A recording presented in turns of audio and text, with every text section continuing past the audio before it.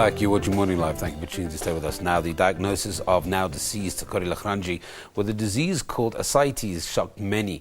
Corrie, who gained a lot of weight, was treated at the Charlotte Maxeke Hospital and succumbed to his illness. To find out more about this intriguing disease, we are joined by Dr. Debbie Gordon, who is a medical doctor. Doctor, thank you very much for joining us here. We'll state that you didn't treat Corrie Le Grange in this case, but a lot of people are going to hear this term for the first time. What is ascites? Ascites is a buildup of fluid in the abdominal cavity, and it's caused by many, many reasons. It can be related to obesity. It doesn't cause obesity, it can exacerbate it.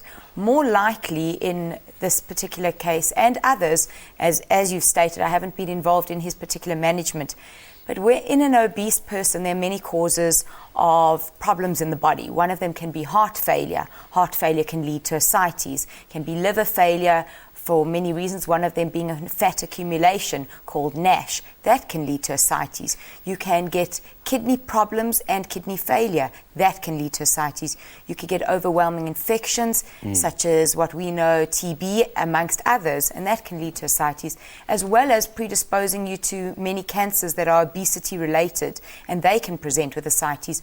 So ascites isn't a diagnosis, it's more a presentation of an underlying disease. How common is it? It's a good question. It depends. It's not an easy answer to give you because, as I said, it's not a diagnosis. So many people with heart failure, which is a common disease, can present with ascites. So in that respect, it's fairly common. Why is it that, we know about things like flus and colds and heart diseases and things related to obesity and stuff, but a lot of people for the first time today will hear this word ascites? Look, it's obviously very topical at the moment. I think it's more that people don't call it by its medical name. People just refer to fluid accumulation in the body, which many people know of, and swelling, which is very familiar to most people.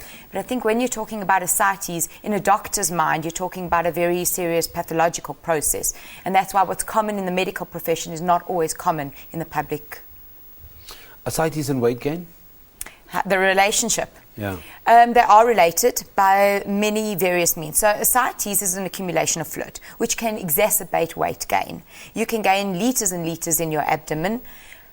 But like I said to you before, it's the underlying problems that are associated with obesity which maybe deserve our attention more than the ascites. Because lots of people that are overweight start to have many problems in their bodies. Some of the commonest causes are heart failure.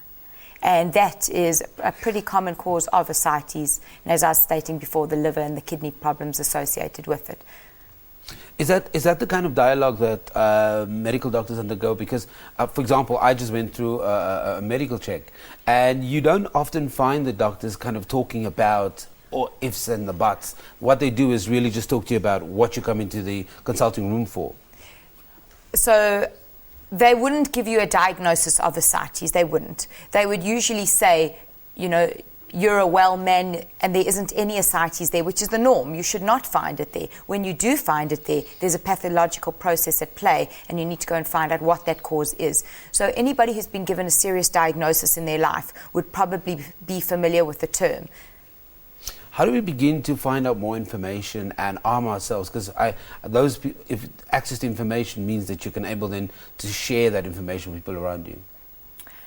I would say that the starting point is not to start investigating what is ascites and if you have it. I would be worried in a person's body if they suddenly had swelling and if they noted that their abdomen was swelling more than any other part of their body. But remember, a lot of people that are overweight present with increased abdominal circumference rather than anything else, and that's not ascites.